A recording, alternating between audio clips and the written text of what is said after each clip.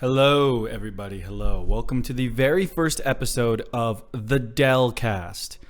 Okay, so a little bit of background. I used to do a podcast with my boy, and it was completely aimless. It had no focus, and it was not his fault, and it wasn't like his fault. I want to blame myself for being boring, because he's not boring. But I feel like... Oh God, this is already going horribly. No, basically, I think I thought about it a little too much, and the conversations just went in completely disorganized ways. And I think I should have done more to make it more focused, because Kasim, that's my boy. It's like he's very interesting to talk to. He's always got something to say. So it's like being in a podcast with him was objectively a good idea, but yeah, no, it just wasn't working the way I had it structured. So this is the Dellcast. It is I alone. But I have an idea of more so what I want to do. Discuss matters of story, media, things like that, art, in a more focused way, keeping it to a strict topic per episode. And this allows me to get some of my thoughts out in a way that isn't completely edited. I don't need to write a script. I can just speak. And yeah, so I'll have my edited videos, I have my streams, and I have this. So this episode, I kind of wanted to talk about Dragon Age. It's been big in the gaming community right now because the Veilguard just launched, and it had me thinking about just immersion in general. And it had me thinking on the past games and some other games that I've played in recent memory, and just how shit's changed over time, we might as well just start all the way at the beginning, man. Because, I've been a BioWare fan since I was a wee lad, all right? I think Mass Effect 1 came out when I was, 12? Something like that. 11 or 12, a kid, not even properly a teenager yet. And I remember that nothing could match the vibes of Mass Effect 1. It was immaculate. Absolutely immaculate vibes. And as far as immersion goes, it's probably the most immersive Mass Effect. I might be biased just because that's the first one I played. But it just had this magic to it. It had that grainy filter on the camera. And it was your introduction into the world of the Citadel and their imagination of the Milky Way. Not even that long into the future, now that I think about it. 150 years-ish. From the time that the game came out, 2008, something like that, 2009, I don't know. I think it was 2008, 2007, something. But it only took place in 2142. It's just that they discovered technology that jumped their technology. My God, it jumped their advancement forward by hundreds of years in a short time span. But that's pretty cool. And there's all that lore. But that was one of the best games ever. Okay, but Dragon Age, which is the main subject of today, I think that came out in 2009. So at this point I would have been 13, something like that. But the thing about it is I actually didn't play Dragon Age until I was 19.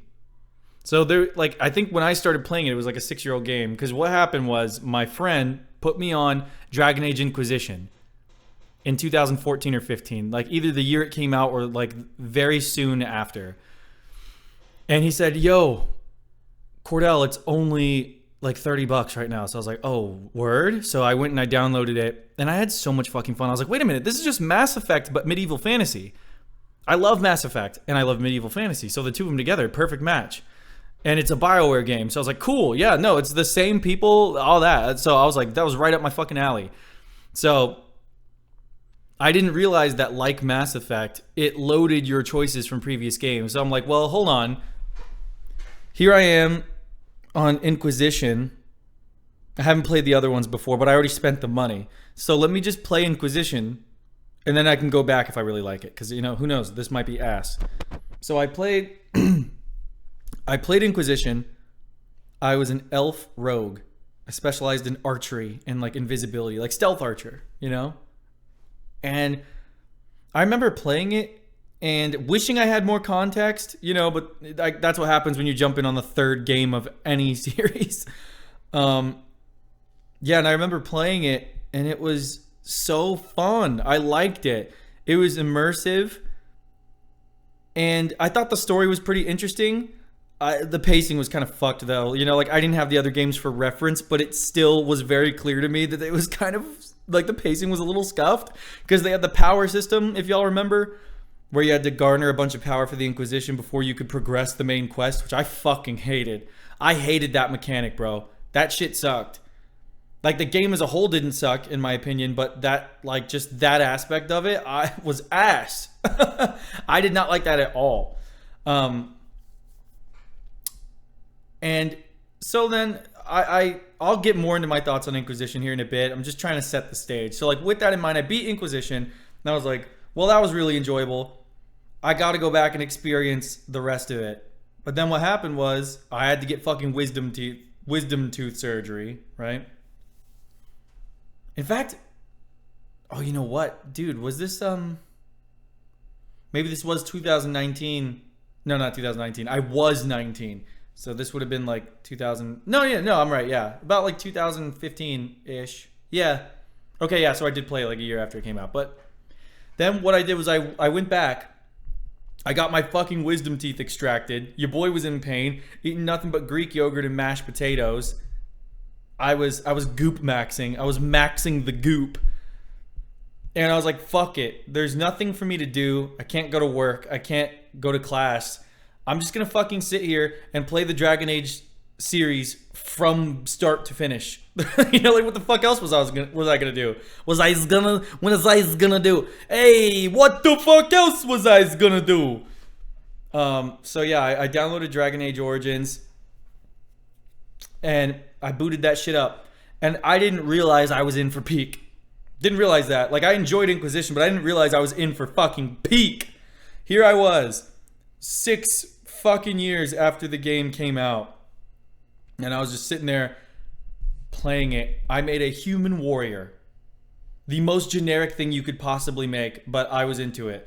I wanted the nobility background, but I didn't want to be a dwarf, you know? So, which, you know, being a dwarf would have been cool because I actually ended up really liking the dwarves in that game, but I was a human warrior. And I didn't realize the game would be like point and click. It's not like Baldur's Gate where it was turn-based, but it's not like any other Dragon Age game where it's just real-time combat. It was real-time point and click. I mean, you guys know. You guys played it, I'm assuming, if you clicked on this fucking video. But yeah, that aspect of it took a little while for me to get used to. But you would have been hard-pressed at the time to find a more immersive fantasy game. And you can expect no less from BioWare at the time. The graphics were weird. I think it used a different engine than Mass Effect did. So even though it came out like a year after Mass Effect, it looked worse. I always thought that was like weird. I was like, why does this game look like shit compared to Mass Effect?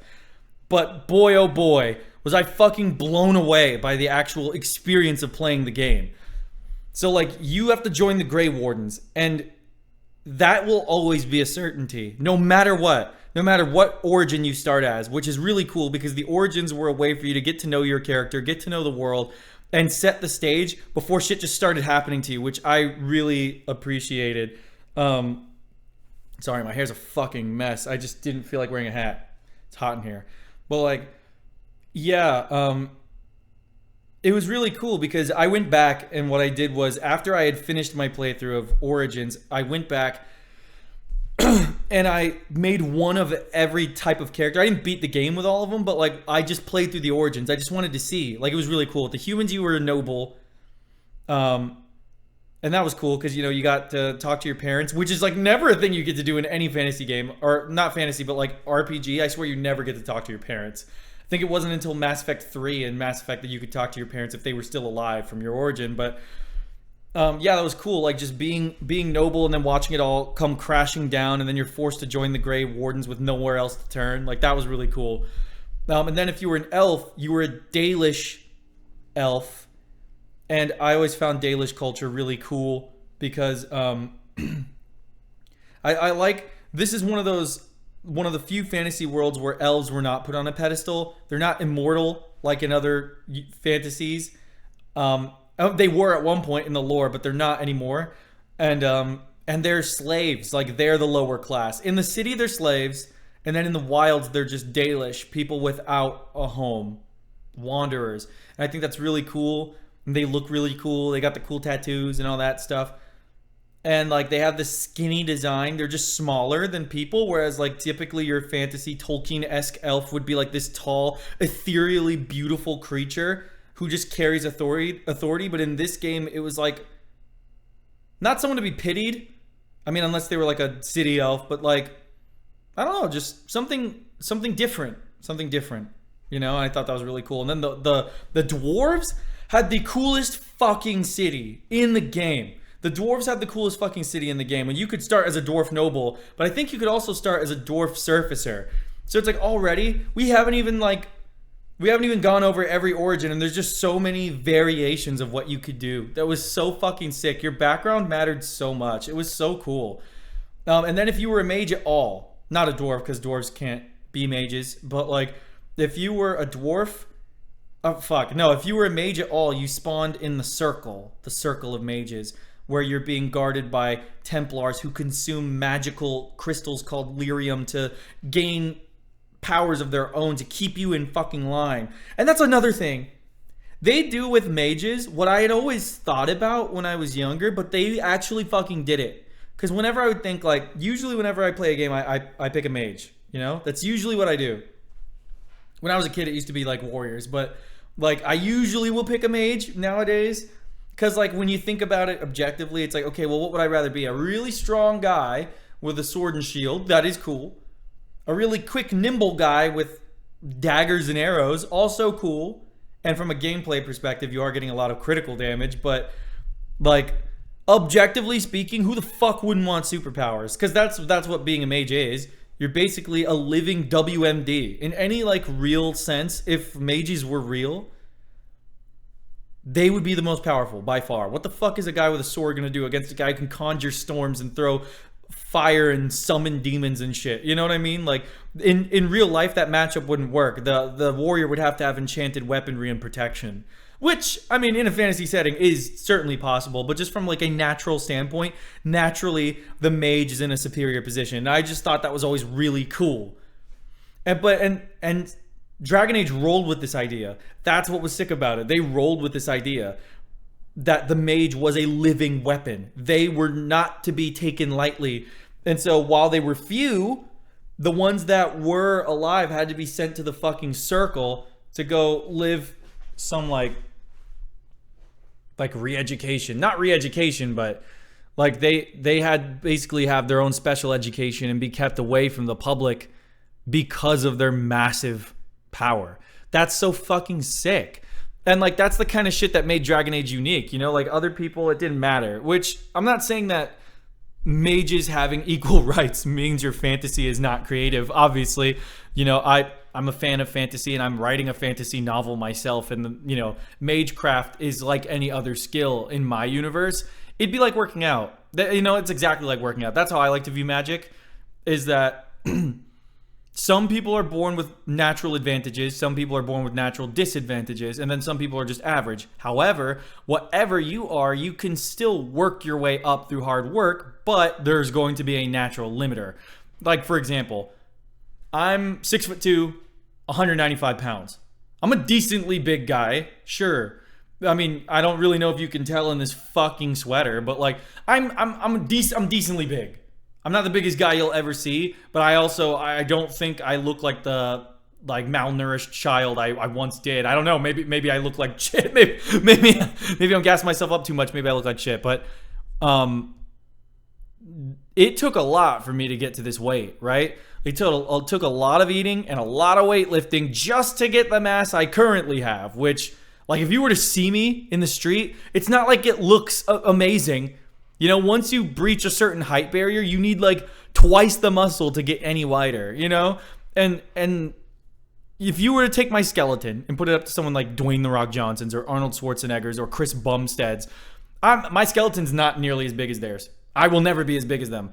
You know, obviously you can tell by looking at me, I'm natural. I'm not on gear because, like, fuck, if this was gear, that was a shitty cycle. Jesus, get my money back. But like, even if I took all the steroids in the fucking world, I would never look like them. My natural limit is just less than theirs. And there's nothing I could do about it. I got too excited. There's nothing I could do about that. And I like the idea that magic could be that way. Like, you could be born a magical prodigy, but then also have a really high threshold. Or you could be a guy who worked for every ounce of power he got, but he's just naturally weak. And sometimes shit just sucks like that. Like, you just get RNG. But I digress. Sorry, I just get in a kind of way talking about fantasy and magic. But I did like that about Dragon Age, that mages were considered different and special because in essence they would be, at least in my head. So yeah, that was really cool. And then moving on from that, I think that the main plot was really good. It got to introduce us to the world, and I really enjoyed the faction of the Grey Wardens, which I think was probably one of the bigger selling points. I liked how dark it was. And that's something that I feel like we didn't get to see as much anymore as the series went on. There were bits of it in Dragon Age 2. I think that they still remembered that they wanted to go into it being like a dark fantasy. And I just appreciated the tone. Because that's one thing. Like, I think that as Dragon Age went on, it got a little more and more homogenized.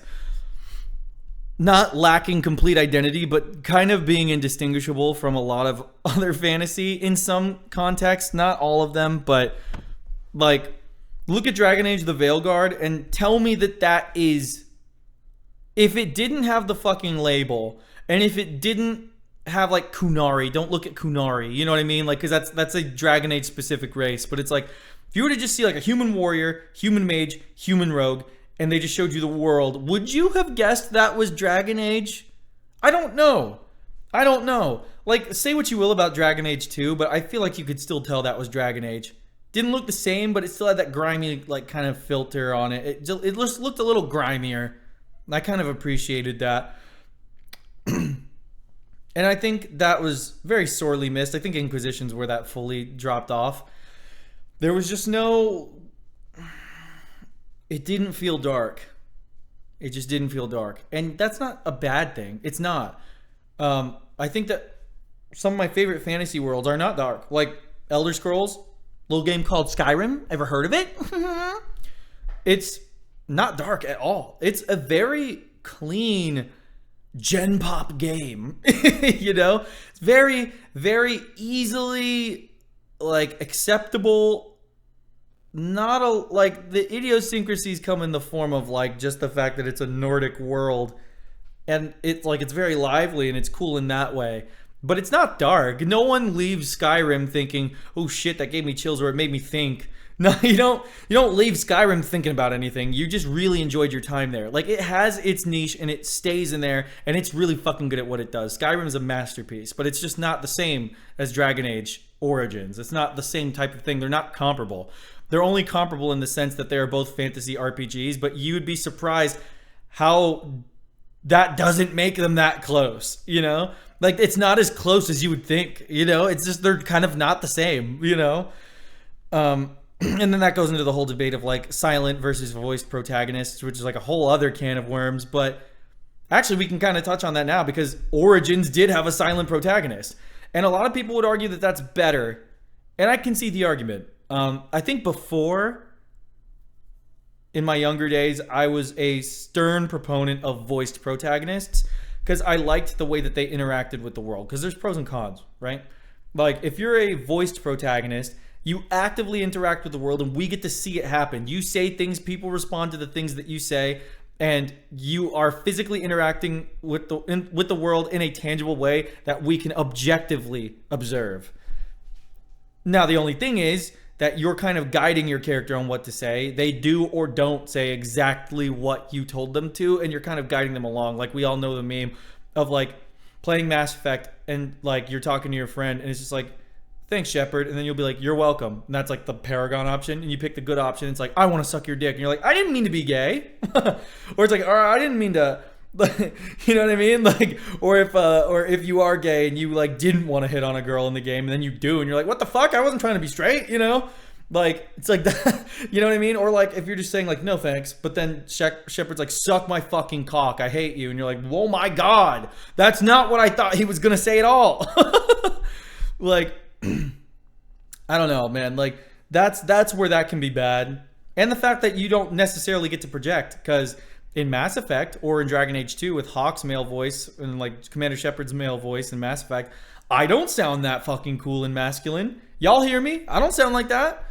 So it's like it's a version of you that is not you. It's not as immersive in that way because they'll never fucking sound like you. But then with the non-voice protagonist, you could say it's good because you can just apply yourself to this person. You don't know what they sound like because they sound like you. But and I guess if you wanted to, you know, because I've done this before. If you wanted to, you could literally just read your character's line yourself in character and then hit the option, and then it's like your character really said it. And then that's even more immersive because then you did it, you know? They sound exactly like you in that case. I feel like I'm going out of focus. But you could also make the argument that it's bad because if you don't do that, or if you're reading the options in your head and you're just trying to observe the world like it's not a video game, like if you're actually trying to be immersed, sometimes that can be the less immersive option because you are literally watching your character be mute. They don't vocally interact with anything, and that's like an objective reality you can't escape. The characters in the game acknowledge it, but then like your character's just like, you know? But I think they're both good. I don't know that I have a preference because if I'm being honest, my favorite RPG of all time is Baldur's Gate 3. It is. And you're silent in that game. So, I mean, you know, what does that mean? Up until that point, it was Mass Effect. You know? Because Mass Effect is so good. I even have a fucking tattoo of it right here. But, yeah, that was my favorite RPG of all time. But Baldur's Gate was built different. Like, I'm not trying to fault Mass Effect. It's not like it did anything wrong, except the third one. But, like, it's not like it did anything wrong. Well, or the combat system in the first one. Fuck. But it was just... The latest game came out in 2012. So Baldur's Gate 3 had an 11-year advancement from that. I mean, it was going to be better. If the game was a masterpiece in 2023, it's likely going to be better than a masterpiece in 2012 or 2011 or 2010 or 2008, whatever. Just because technology makes things easier. So it's like, if there's a 10 out of 10 that comes out in 2020 or 2033, it's probably going to be better than Baldur's Gate 3, I guess objectively, because it would be better made just because of the time. But, you know, again, it's like, you guys get what I'm saying. It's not like Mass Effect 2, which is like the best one, probably. It's not like that game had something fucking wrong with it. It was just made in 2010, you know? So it's like, I mean, how, you know, what could it realistically do? But yeah, Baldur's Gate 3, you were not voiced. But in Mass Effect 2, you were. Mass Effect in general, you are. So it's like, you know, it could really... It depends on the game. Depends on the game. And I think that, you know, there's other things too. Like the characters in Origins are really cool. Obviously, the ones that stand out is like probably Morgan. She's probably like the coolest one. And I like that she's a recurring character a lot of the time. And then like Alistair is pretty cool. And your choices fucking matter in that game. They feel like they have a huge impact. And it's like, yeah, I mean... You get to decide who takes the throne. You get to decide whether or not to actually have a kid, which is something that I've never seen. I still haven't seen that since. The closest I've gotten is Baldur's Gate 3, where you can like adopt a Githyanki kid, like an egg. But like to actually procreate yourself, that's the only game I know of that you can do that, and that's kind of crazy. But you can only do it if you're a male elf or human, I think, just because you can't have a baby with Morgan if you're female. And like that's crazy, bro. That's crazy. So let's move on a little bit to Dragon Age 2. Dragon Age 2, I know this is like well, maybe not now that the Veilguard is out, but this was like the controversial one. And that's the thing. The reason I'm talking about Dragon Age is just because the Veilguard came out and I've been playing it. I'm not done with it though. So when we get to the Veilguard side of things, my thoughts on it won't be complete because I'm not done. But then I'll probably amend this later. But Dragon Age 2. I liked this game a lot, and maybe it's because I'm a Mass Effect fan. I have this sneaking suspicion that like BioWare realized how successful Mass Effect was, and they just tried to Mass Effectify Dragon Age. That's just what that seemed like. It's sort of like Fallout with Bethesda. Elder Scrolls is their most popular IP.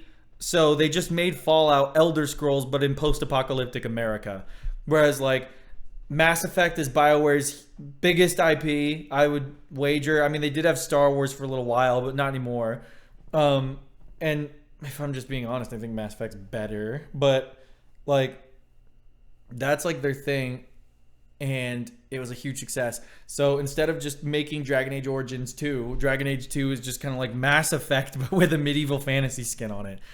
And I could see how that would piss people off, I think, because you're not the hero of Ferelden with a vague, ambiguous name anymore who's silent. You're Hawk. You go by your last name, just like Commander Shepard. Shepard, Hawk. And you have a dialogue tree just like Mass Effect. It was completely redesigned to look like Mass Effect, but with the little tone signifiers. Like the thumbs up, the comedy face, and then the stoic warrior. Like, yeah, like that.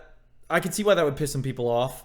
I didn't mind it, personally. I mean, it was a little handholdy. Like, you didn't... I think part of the appeal of a dialogue system like Dragon Age Origins, and which is also in Baldur's Gate 3, is that you don't necessarily know whether the option you're picking is the right one, the good one, or the bad one morally. You're just saying it, and it's kind of up to you, and then you gauge the character's reaction to what you said, which, if I'm being real, I think is the superior system. Because, like, in Mass Effect, what it ended up boiling down to was up for good guy option, down for bad guy option, but never pick the fucking middle option, because if you do, you'll never have enough Paragon or Renegade to pass those dialogue skill checks. You have to just be the greatest, most supportive guy ever and just pick all the blue dialogue options on the skill checks, or you have to pick be the biggest dickhead ever and pick all the Renegade options so you can pass the red skill checks. That was it. It was so easy and like antiquated at this point, I think, but like it boiled down to that. And like what, when I was like fucking like 11, 12 when it came out, I didn't realize that was happening at first because I was fucking stupid. But like me as a 28-year-old man now, I'm like, well, yeah, that was just so reductive. It's just clear. Do you want to succeed or not? Pick the right fucking option. But like in Baldur's Gate 3, there's not necessarily a right or wrong option. It's just different things you're saying that will get different reactions from different people. It's not Paragon or Renegade. It's not good or evil. It's just how you are and how they are. And I think that's how it should be. And that's how it was in Dragon Age Origins. But in Dragon Age 2, you kind of go back to that system. I will say, though, it matters even less in Dragon Age 2 than it did in Mass Effect because there's no Paragon or Renegade skill checks. There's nothing like that. It's just, do you want to be super nice? Do you want to be snarky? Or do you want to just be kind of a dick? But you can never be evil because I guess just Hawk just isn't. Hawk just wouldn't be. Whether he's male or female, whether he's warrior, rogue, or mage, he's just not evil. Because, I mean, I guess that would ruin the plot. It's like a guided narrative, whereas, like, Baldur's Gate 3 is just whatever the fuck. Skyrim is just whatever the fuck. But it's like these Dragon Age and Mass Effect games are guided narratives that you kind of push along in certain directions. It's not, like, completely free form. Which, again, none of these things are bad things in a vacuum. I just think that sometimes they work in certain situations and sometimes they don't. And speaking of things that don't work, for a lot of people, that was the combat system of Dragon Age 2. I see what they tried to do.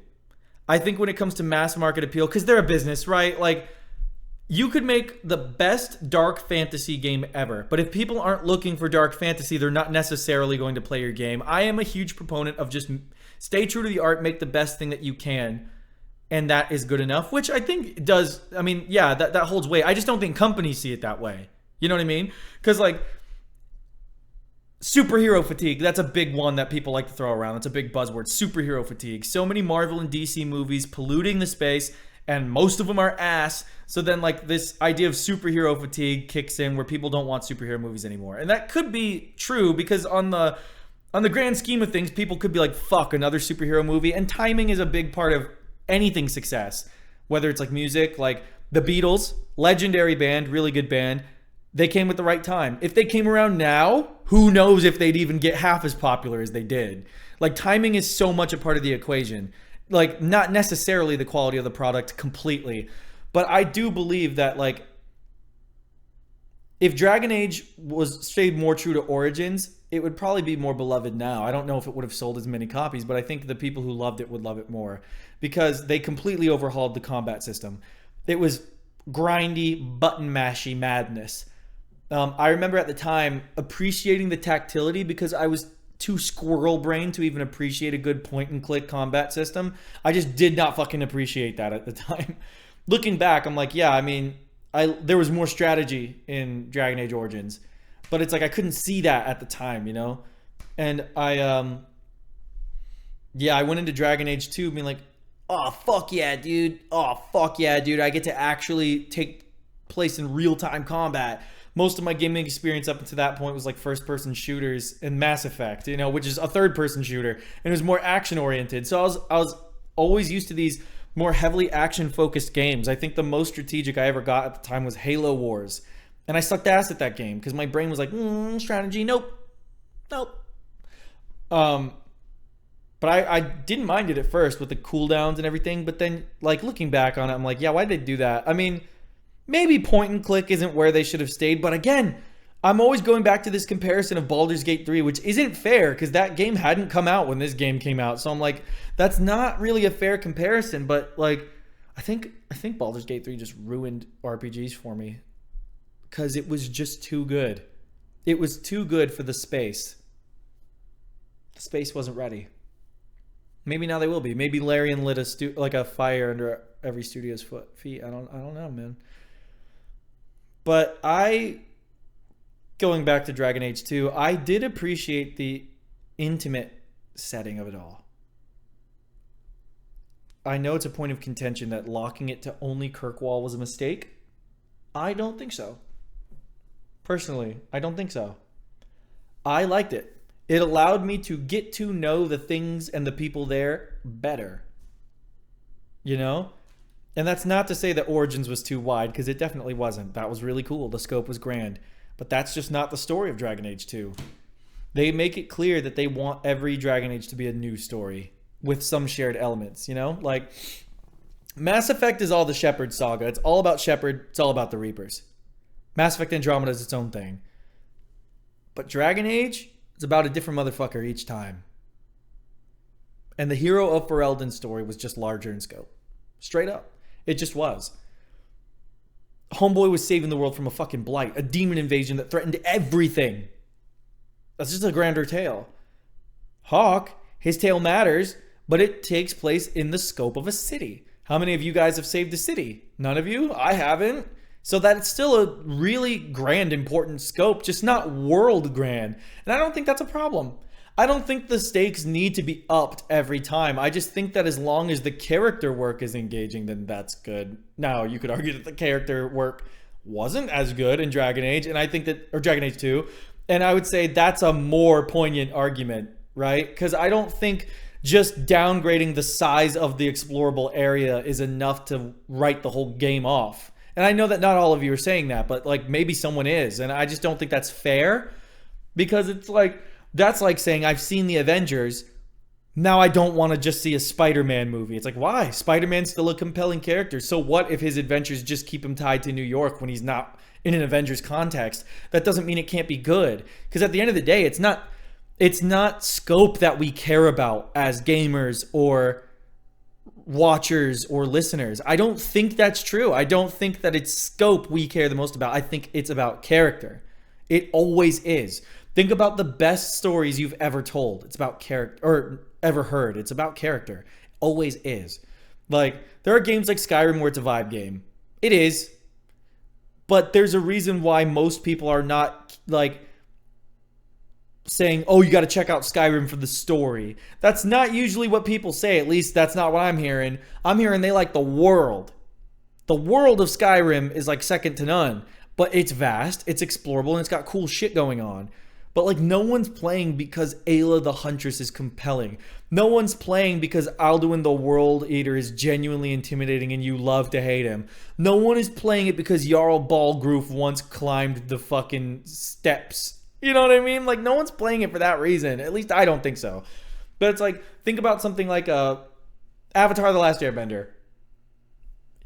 Large-scale fantasy, and it's fucking great. It was a generationally defining cartoon, anime, whatever you want to call it. Personally, I'm a proponent that it technically, I would say it is an anime. I know it wasn't made in Japan. It was like made in Burbank, but like I feel like the art style was clearly like meant to be anime. So it's just why not? You know, why not? I'll call it anime. It counts. You go on any anime website, it's there. So it's like, I mean, whatever. That's all other can of worms. Make sure to hate me in the comments, I guess, for that. But think about it. Why do you like Avatar? Why do you like Avatar? This might be a bad example, but like, is it the geography of the world? That's part of it. It's really cool.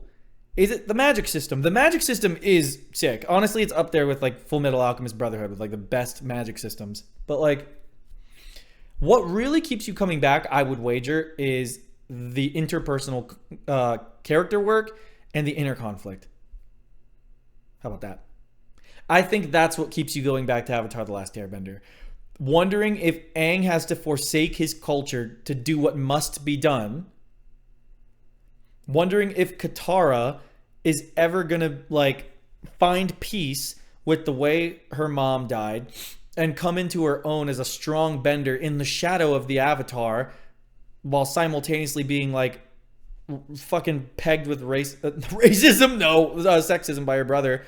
Or Sokka coming into his own as a leader and coming to terms with the fact that he is the least powerful person on the team, but that doesn't mean he's the weakest link. Or Toph getting past her disability and trying to find an identity for herself outside of the nurtured fucking like safe as fuck noble family that she came from that ascribed that identity onto her. And then Zuko, oh boy, perhaps the best written character in fucking fiction. I don't even need to elaborate. That's why you like Avatar: The Last Airbender. And I would say that's why you like any really good work of fiction from a story perspective. Games are a little different because they don't only need story. Like you can have a fun time just traversing the world of Skyrim. Hell, I'm a diehard Overwatch player, bro, and that shit's got no fucking story at all. Oh, that hurts. But you get what I'm saying. I feel like I had a lot of time to sort of get to know my squad in Dragon Age 2. I really liked it. I did, man. The combat is simplistic. It is. I was a warrior, but a Templar spec. So I would eat mages for breakfast. Shit was awesome. But it was getting to know everyone. I think that was my favorite part. Like Meryl, Isabella, I can't remember. Fuck. Varric, all your cronies. Getting to know them was just really cool. And I got acquainted with Kirkwall. And it was cool to see how it changed throughout the acts. I liked it, personally. But I understand the criticisms. I understand them, and I think they have a lot of merit. I don't think that I'm just universally across the board right, but that's the kind of whole thing about Dragon Age 2, isn't it? It's just the most divisive one. There's kind of nothing you can do about it. But moving on to Dragon Age Inquisition, yeah, like I said, that was my first Dragon Age game. So to me, it was the standard by which all of them were to be judged because I hadn't experienced the others. But at this point, when I replayed it with context, I was a human mage. And boy, when I tell you my character was the most handsome motherfucker you guys have ever seen. You kidding me? He was beautiful. He was beautiful. I loved playing as him. And when I tried to recreate him in Dragon Age the Veilguard, it just wasn't possible. I tried my best. He's in there. I gave him the exact same color palette, same hairstyle. I made him grow out a beard so that he looked a little bit older. Trying to like get immersive, but he just doesn't look the same. But I digress. Whatever. That game did the companions the best so far. Again, I'm not done with Dragon Age the Veilguard, but the way it's kind of shaping out, I think I might like Inquisition better in that aspect so far, but that remains to be seen. And I just really enjoyed that game. It was pretty to look at. It was impossible not to create a hot character. Like, your character just looked great. The game just looked really good. And it won Game of the Year in 2014. I think it was deserved. But that doesn't mean it was without its fucking problems, man. Fuck. From playing that game, I can already tell you, just kind of side note, Mage was more fun. Mage was more fun than Stealth Archer, in my opinion. But I think the game was really pretty, but fuck that power system. Grinding for power was the most miserable shit. Like, I just wanted to be done so many times. And that was something I couldn't escape. And that kind of made me feel like shit. So many things were dependent upon grinding power, going back to your fucking base and grinding the war table and all this bullshit I just didn't want to fucking do. And I'm just like, fuck, man. The lows on that game were kind of low, man. But like, when it got going though, when the power grinding was done for the time being until you had to do it again, it was really good. I really enjoyed it. And they made the combat system less mindless than it was in Dragon Age 2. I'm not a game design expert, but so like I can't really tell you what changed. I'm not sure that I know that for a fact, but there was something about it that was different. It was still like tap tap tap tap tap tap tap a lot, or maybe no, you like held the trigger or left click, whichever, like you held it. And I think it was more focused on cooldowns and team strategy, especially if you played it on like the harder difficulty settings, because some of those fights could fucking wash you, especially a dragon fight. Them bitches took forever to kill. I don't know. I guess it just felt like things were kind of more worthwhile in that game. Dragon Age 2 felt too easy. Baby's first RPG. Maybe that's why people don't like it. It felt like it thought you were dumb, or it thought you weren't good at games. Yeah. Dragon Age 2 felt like you were ass at games. And you needed your hand held and everything. Sorry for my hair, by the way. It's so incredibly fucking nappy.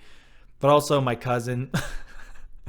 I'm biracial, okay? So like they're like the a lot of my cousins with like nappy hair, whatever, they'll just be like, never apologize for your curls. They're beautiful. It's the world that has to change, not you. I'm like, okay, I like that. Sure, it makes me feel better, but I digress. Yeah, I just feel like Inquisition kind of fixed that problem. I don't think it thought I was dumb. That's not how I felt. The villain's pretty weak, though. The villain's fucking weak. Just some DLC villain from fucking Dragon Age 2, man. I don't know. Crifius wasn't it. Like at the end of the game. And okay, here's the big thing. At the end of the game in Trespasser, when you find out that Solus is like an elven god, and that's actually his anchor, and then he takes it from you, and like you lose your arm or your forearm at the end of the game, and like, should that not have just been the fucking conclusion of the base game? Was there a reason we needed to buy DLC for that to happen? Like Jaws of Hakon, totally skippable bullshit. But Trespasser? That was mandatory, bro. Mandatory information. That, like, you got me fucked up that you didn't just include that in the base game. What the fuck? Like, now that I'm really thinking about it, that shit's got me kind of tight. I'm not gonna lie. What the fuck, man? Why was that not included? What the fuck? What the fuck, man? Yeah, I don't know. But that's some good shit, though. Like, in a vacuum, like that story, that's some good shit. Like, Solus would have made a way better villain. And then... So I guess we can kind of bookmark my thoughts on Inquisition now, because now I just want to talk about Veilguard. It's the relevant one, okay? I'm not going to timestamp this, sorry. But, like, the Veilguard, I honestly thought this was just going to be me running after Solus the whole time. And who knows, maybe at the end there's going to be some fucking boss fight with him. But as of right now where I'm at, he's trapped in the Fade, where Elgranon and Gillinane were, the other elven gods, the Evanuris. I'm like, bro, am I really not going to be hunting and fighting you? I wanted to do that. I will say, maybe they'll pull an Inquisition where, like, you know how Hawk came back in Inquisition? Maybe your Inquisitor, maybe when they show up, for me, but maybe when they show up, it will kind of get some more out of that. Because, I'm holding out. But there was one thing I wanted to mention about Veilguard. Beautiful game. Beautiful. It looks like something out of a fucking dream. It's really like the environment. Now the character design. Now don't get me confused. I don't necessarily know that I think the design of a lot of the creatures is the best it's been, but I think the game is pretty. Does that make sense? Like the world, the graphics, the physics, like that all looks good. But like we've all seen the Darkspawn. We've all seen the Darkspawn. Okay? I know. I'm not here to fight y'all on that. I know. I know that shit looks bad. But moving on from that, the game looks good, just in general.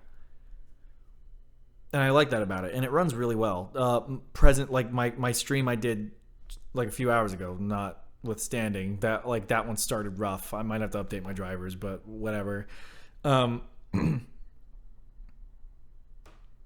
There is a feeling you get when you boot up any game, at least I do, where you know you're in for a banger. I got it when I downloaded Dragon Age Origins. There was something so atmospheric about the main menu. I'm like, I'm in for a banger.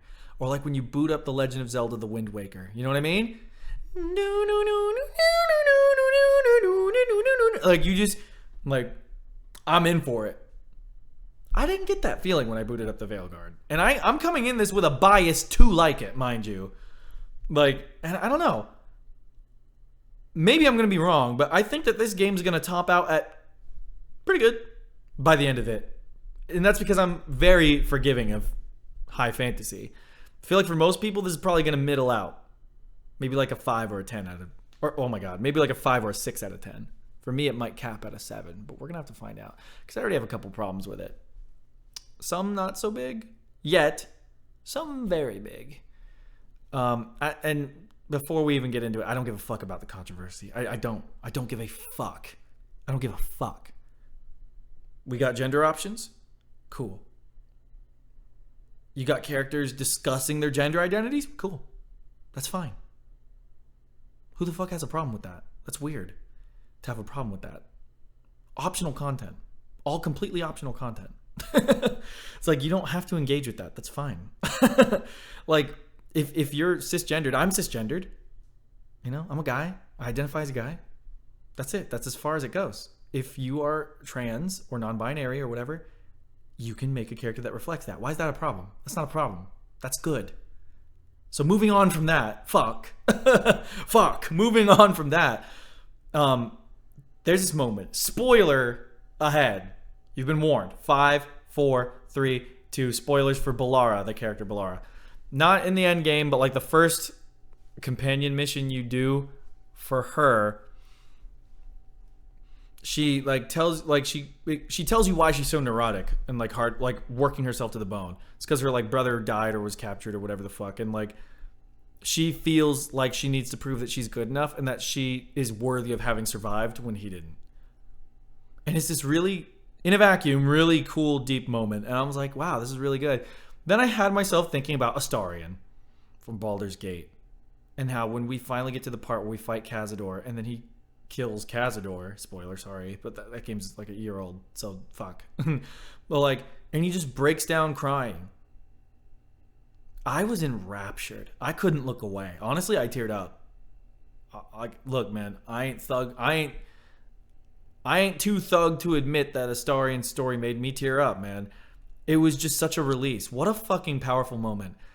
And I was sitting there listening to Ballara, and all I could think about was Astarion. I was like, this just doesn't hit like that. But I think I know why. I think in a vacuum, that scene was really cool.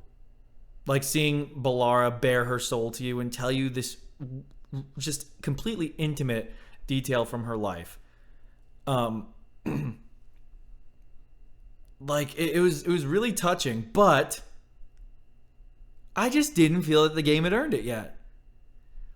Because that was the first time in that mission, it's the first time she draws any attention to the fact that she's overworking herself and like on a short fuse because she's worried.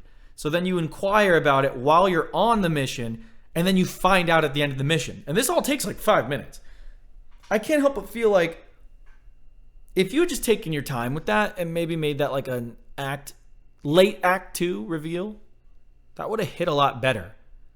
Because then I would have seen her getting more fidgety over time, seen her acting more neurotically, seen her getting more easily irritable. And then when it finally came out as to why, we could have sat there and we could have really sat there. You know what I mean? You know? And I feel like it would have just hit so hard. But I just feel like they blew their load too early, man. They ruined a good goon sesh of character writing, you know? I feel like that really could have been good. And it's not bad. It just feels too early. Like they didn't earn that from me yet. I don't know. Maybe y'all think differently. And then the last thing I'll say, the combat in this game is simultaneously like some of the best and worst it's ever been. Obviously, it's hard to compare it to Dragon Age Origins because it's not point and click, and it never will be again, probably. But like, you have direct inputs, okay? And you have cooldowns that you have to manage and squad cooldowns that you have to manage that can combo. You can create surfaces. You can do like combo detonations. Like, there's a lot of possibilities here. And you even get to like roll dodge a lot, like Elden Ring, you know, which you're going to have to use a lot because the thing that's wrong with it is the enemies are way too fucking tanky. And don't get it twisted. They're not difficult, okay? They're not difficult. But they're tanky. Way too tanky. Like, you'll be fighting a boss. No joke. I just finished a fucking stream. I don't know why I'm pointing that way. Like, that's where it happened. But I just finished a fucking stream where I had to fight Banished Falinar, whatever the fuck, like, in the crossroads. Motherfucker took me 45 minutes to kill. And I never died. That wasn't me dying and having to restart. That was all one session. Took me 45 fucking minutes to kill him. And that's not the worst part. The worst part, it might be, but like one of the other worstest parts is that leading up to that, I had to fight so many mobs of undead mages and little fucking like grunt soldier zombies that were tanky as fuck. I went through so many of them. Why the fuck were they so tanky? Like, they were just mobs. Random fucking schmucks, random goons. Why were they so fucking tanky? And during the boss fight with this fucking Banished Falinar, whatever the fuck his name is, more like Phallic R, because he gotta suck my dick. Not funny, but like, he had shields, armor, and health. 3 fucking health bars that you had to go through, and they all move slowly as fuck. You delete the shields, then you have to delete his fucking armor. 2 health bars already gone, and it took like fucking 20 minutes to do, which in game is a long ass time. So then like, you get his health down to like maybe a third, he summons mobs. And the mobs are just as tanky as him. They just don't have as big a health pool. But you're doing dick for damage. And I know my build isn't bad. I know it's not. Okay? And I know I'm powerful as fuck. Okay? I know that. I'm always murking enemies. But like, the mobs are like just as tanky as him. And there's like fucking 5 of them. And you have to kill them while his shields are regenerating. So then you kill them, his shields regenerate, you gotta kill him again, take him down another third. So now he's at like maybe 33% health, gets his shields back, 5 more mods, they're just as fucking tanky as him. You gotta kill them again, his shields all the way regenerate, you take down his shields again. So now you've killed him like 7 times worth of killing him at this point. And then you fucking finally kill him. Dude, by the time I was done, it was 1:58 when I went to fight him, 1:58 p.m. I didn't finish fighting him until like 2:43 p.m. What the fuck? It took me actually like almost exactly 45 minutes to kill him. And that's ridiculous because he wasn't the first boss like that. There was a champion I had to fight earlier in Antiva. And I had fought a champion before at the crossroads. And he was a bitch. But it's like this champion. So I was like, oh, I'm not worried about the champions. They're bitches, bro. Again, I didn't die. I've never died in the game so far. It's not a hard game. But it's a fucking just disproportionately grindy one when it comes to fighting these motherfuckers, man. Like, why they have so much health is beyond me. It's to the point where I'm almost convinced that I just want to fucking lower the difficulty setting to the easiest one just to not deal with it. Again, I never died. It's just that grindy. So it's like the game isn't horrible or anything, but it's like, that fucking aspect of it drives me nuts, bro. Fuck. Like, and I just, no other Dragon Age games like that. So in a way, like, the combat's intricate enough to where it could be the best in an action context, but it's fucking not. It's the worst because the enemies suck so fucking much. So like, and that's what sucks too, because from an Immersion standpoint, which is kind of what I wanted to start this on anyway, it's like, am I that weak? It makes me feel weak. Because even though I'm piecing this dude the fuck up, he barely feels it. It makes me feel weak as fuck. I'm like level 12 when I fought him or something. It's like I'm not like at the very beginning. Like, why the fuck are you taking so long to die? Anyway. But I'm not enjoying the game. I think it's fine. There's like, you know, it's not reinventing the wheel, especially not after Baldur's Gate 3. I just don't know that anything will ever be that good. But like, yeah, it's fine. I'm having a decent time with it. It's still fantasy. I'm telling you though, I'm gonna have to probably change that fucking difficulty. I don't know that I can take another 45-minute boss fight, even if I still never die. Not a skill issue. I swear to fucking God. Not a skill issue. A game design issue. Oh boy. But anyway, I guess we can just leave it here. It's been about an hour. Thanks for checking out the very first episode of the Dellcast. Again, I'm going to try to do this more frequently, and we're going to talk about subjects as pertaining to lore, stories, video games, media, just kind of anything, you know, because that's just whatever I'm into. But it's going to stay focused. You know, whatever, episode by episode is going to stay focused. I'm not going to pull a digital bonfire, which is what my old podcast was called, and just ramble about cars 1 minute and then fucking anime the next. I won't do that to y'all. If it's going to be a podcast episode about cars, you'll know that going in. I doubt anyone's going to want to watch that from me, but like, who knows? Maybe a car video I post or something will just fucking blow up, and then that's just what I'll be known for. I doubt it, but because most of what I talk about is story. That's what I care about more than anything. So yeah. We'll just see how it goes. Maybe I'll talk about music at some point too, because I'm a singer. I just don't talk about that on YouTube because, I mean, what am I going to talk about? Teach y'all how to sing? The fuck am I going to do? Like, it's just not as interesting. So, thank you guys for checking out the Dellcast. Go ahead and check out my video I posted today on like a potential Overwatch scene with Ash and Cassidy as the central characters. And check out my stream. I mean, the VOD is up. You know, it's not live anymore. But if you want to watch that fucking boss fight I was talking about, well, there you go. So, have a good one, guys. Fuck!